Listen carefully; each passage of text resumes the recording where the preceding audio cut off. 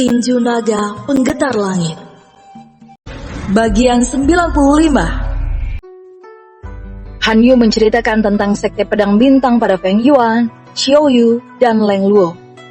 Walaupun dalam ceritanya itu mengandung sedikit bualan. Seperti mengatakan kalau sekte pedang bintang merupakan sekte terkuat di antara sekte besar lainnya. Padahal Feng Yuan dan Xiao Yu telah tahu sekte pedang bintanglah sekte terlemah. Namun Feng Yuan tetap memuji Diaken Han Yu karena ia telah melindungi mereka saat di kota Huaya. Setengah hari pun berlalu, dan Diaken Han Yu fokus mengemudikan kapal terbang yang bertenaga energi spiritualnya tersebut. Sehingga, ia tidak bisa beristirahat seperti 3 calon murid sekte pedang bintang tersebut. Leng Luo langsung menengkur begitu ia membaringkan tubuhnya, sehingga mereka mengerutkan kening melihatnya. Mungkin dia merasa tenang dan nyaman berada di kapal terbang ini. Berbeda saat masih dalam perjalanan ke kota Huaya. Dia hanya bisa tidur sekilas saja, karena merasa ada musuh yang sedang menyergapnya walaupun dia tidur di penginapan.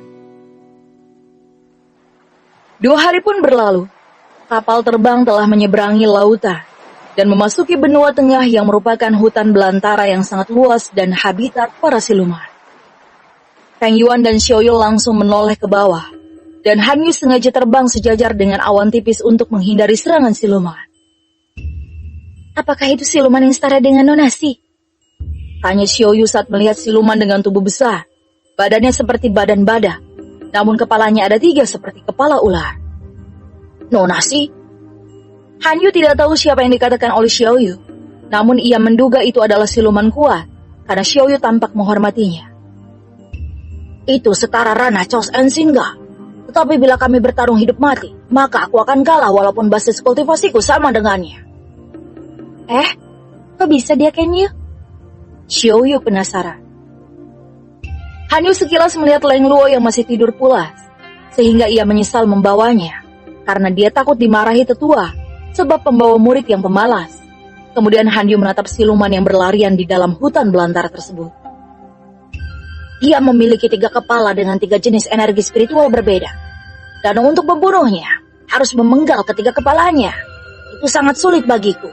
Dan kami selalu menghindarinya bila bertemu saat berburu. Xiao Yu menganggukkan kepala dan berkata, "Di mana gunung kembar yang dikelilingi oleh danau dengan air berwarna merah?" Oh, itu adalah teritorial Phoenix. Mereka siluman yang sangat cantik-cantik dan menjadi buruan pemburu untuk dijadikan budak. Namun sangat sulit mendapatkan mereka, karena gunung kembar itu dikelilingi oleh area ilusi dan benua tengah itu memiliki rotasi berbeda dengan benua lain. Karena rotasi di sini malah aneh atau misterius. Saut Han Yu, sehingga Xiao Yu dan Feng Yuan makin penasaran. Han Yu menceritakan kadang-kadang kota Chenglong itu berada di tengah-tengah benua tengah, kadang berada di timur, barat, dan bahkan pernah berada di dekat danau merah yang mengelilingi gunung kembar, sehingga terjadi penyerangan besar-besaran ke sana. Kejadian itu terjadi 1000 tahun yang lalu, dan saat itu, banyak siluman rubah dan siluman Phoenix yang telah awakening menjadi wanita dewasa tertangkap dan dijadikan budak oleh para ranah absolut god pihak manusia. Namun nasib sial juga pernah dialami kota Chenglong saat 500 tahun yang lalu, di mana saat itu, kota Chenglong berotasi di sebelah sarang siluman naga, dan perang besar pun terjadi selama 1 tahun penuh, yang menewaskan banyak ranah absolut god di kedua belah pihak, hingga akhirnya mereka memutuskan berdamai. Nonasi mengatakan kalau 7 manusia yang datang entah dari mana hampir memusnahkan para siluman, sebelum mereka tiba-tiba berhenti menyerang dan membangun kota Chenglong di sini. Tanya Xiao Yu yang merasa informasi yang diberikan oleh Sihu berbeda dengan Han Yu. Itu memang benar. Tetapi itu sudah lama sekali. Sekarang para siluman sudah jauh lebih kuat, tetapi saat ini mereka tidak bersatu dan lebih mementingkan ego kelompok masing-masing. Samalah dengan pihak kita para manusia. Han Yu tertawa karena senang Xiao Yu memiliki rasa ingin tahu yang besar. Berbeda dengan Feng Yuan yang sok misterius dengan mengangguk-anggukkan kepala saja. Seolah-olah ia telah memahami apa yang dikatakan oleh Han Yu. Aku juga penasaran, kenapa lautan di selatan benua Xingyun dinamakan lautan tak berujung? Akhirnya Feng Yuan bertanya. Namun pertanyaannya malah membuat wajah Han Yu mengkerut. Ada apa dia Ken Yu? Apakah di sana ada rahasia dunia? Atau rahasia kenapa manusia hanya mencapai ranah absolut God? Mungkin di sana adalah rumah dewa. Apa jangan-jangan kaisar siluman? Pertanyaanmu itu banyak sekali. Dan itu adalah rahasia yang hanya boleh diketahui oleh para petinggi sekte. Gerutu Hanyu. Baiklah, aku akan memberikan sedikit bocoran, tetapi kalian harus janji merahasiakannya. Hanyu akhirnya mau tak mau harus memberikan jawaban agar keduanya tidak kecewa padanya. Dan takut mereka tiba-tiba membelot ke sekte lain saat sampai di kota Chengla nanti. Tak ada yang mengetahui apa yang ada di lautan tak berujung tersebut. Sudah ribuan kali klan-klan besar melakukan ekspedisi ke sana untuk mengungkapkan misteri yang tidak pernah terpecahkan di masa lalu tersebut. Namun selalu berakhir dengan kegagalan. Benua Xinyun yang dikatakan sebagai benua paling selatan di dunia, sebenarnya bukanlah ujung selatan dunia. Karena iklim di benua tengah dan benua Xinyun hampir sama. Yang menandakan di lautan tak berujung itu kemungkinan masih ada benua lain. Namun itu hanyalah teori para astronom terdahulu saja. Namun, ada teori lain dari matriark sekte Lotus Surgawi, kata Hanyu dengan ekspresi wajah serius. Alam rahasia Hedong sebenarnya ada di lautan tak berujung. Menurut hipotesisnya, tidak mungkin manusia bisa melakukan perjalanan keluar dunia, kecuali para dewa. Dan dia telah membuktikan itu dengan teknik hukum ruang yang telah lama ia pelajari. Matriark sekte Lotus Surgawi sering berkeliling dunia, tetapi ia tidak pernah bisa menuju arah selatan. Seperti ada belenggu atau kekuatan yang menolak hukum ruangnya. Atau mungkin ada beberapa bagian dalam teknik hukum ruang tersebut yang sengaja tidak diajarkan oleh leluhur klan He padanya. Tetapi mereka tetap bisa ke sana menggunakan artefak khusus. Itu sangat aneh sekali, sehingga misteri lautan tak berujung tak pernah terungkap. Tunggu, bagaimana Diaken bisa mengetahui rahasia matriark sekte Lotus Surgawi? Apa jangan-jangan Diaken Yu adalah kekasih gelapnya? Feng Yuan merasa aneh dengan perkataan Han Yu, karena sekte Lotus Surgawi hanya menerima murid wanita saja. Cih, tepis pikiran kotormu itu. Saut Han Yu ingin menempeleng kepala Feng Yuan, namun terpaksa ia tahan, karena Feng Yuan belum resmi menjadi murid sekte Pedang Bintang. Aku memiliki saudara perempuan yang menjadi tetua di sana. Jelasnya lagi. Kenapa aku merasa seperti kami dibanding-bandingkan ya? Gumam Han Yu, kemudian ia berkata lagi. Kenapa manusia tidak bisa melangkah ke atas ranah absolut kan? Itu karena belenggu yang dibuat oleh surga agar terjadi keseimbangan di alam semesta.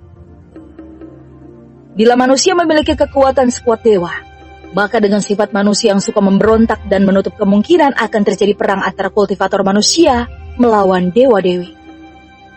Selama puluhan ribu tahun manusia telah mempelajari belenggu surga tersebut.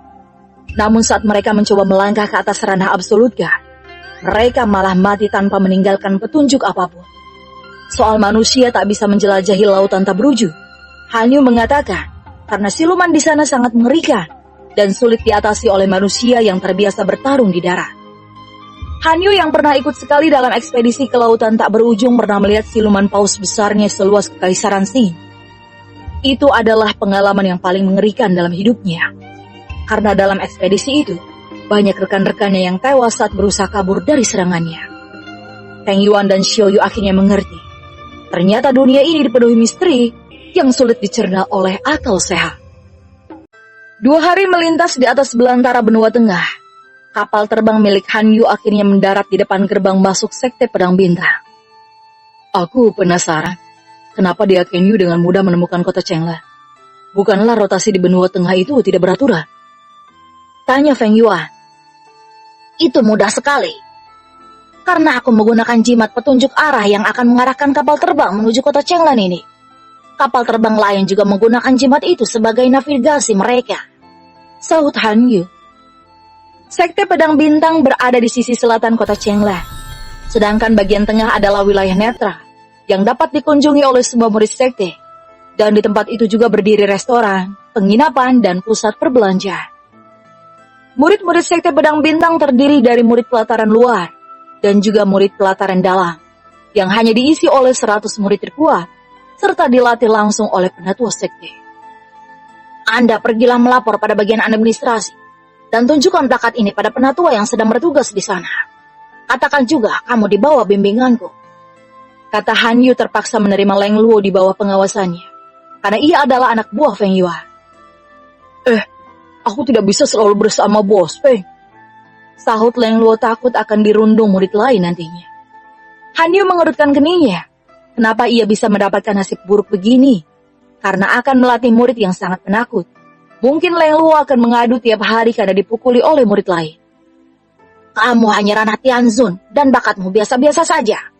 Kalau bukan karena kamu anak buah Feng Yuan, maka aku tak mau menerimamu. Han Yu menghela nafas panjang.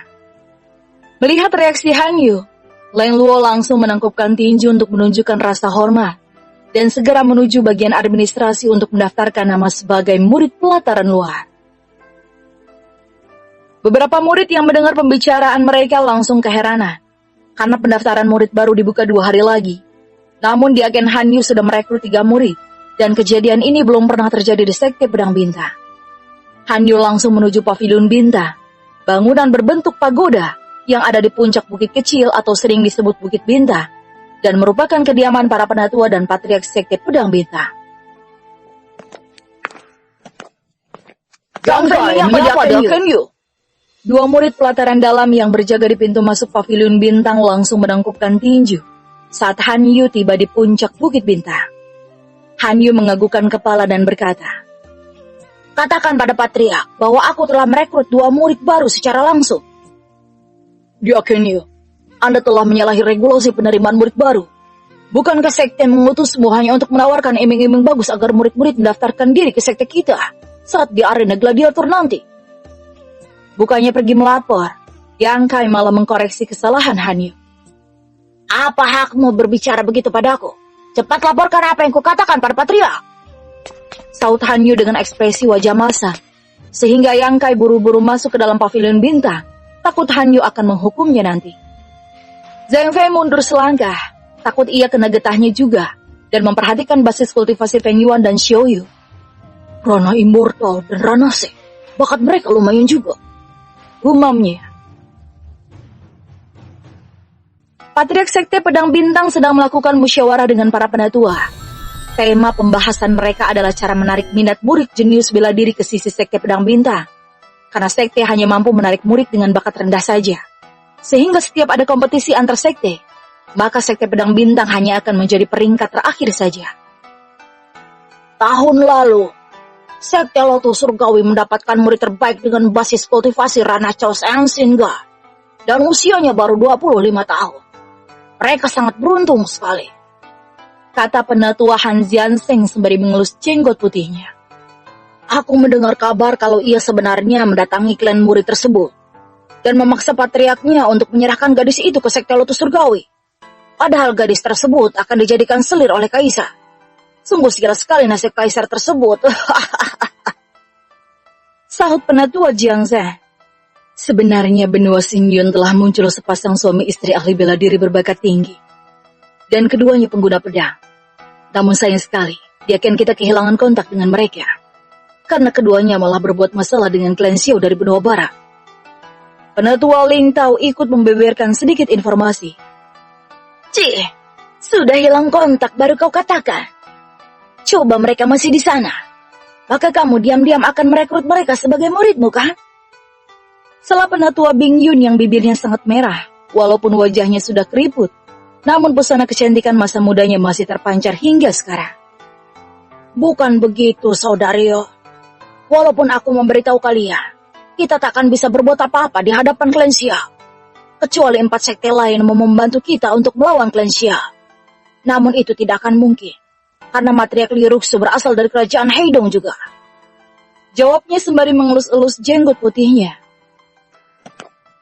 Yang Kai menangkupkan tinju saat memasuki aula dan menundukkan wajahnya, menunggu instruksi dari patriark agar ia boleh berbicara.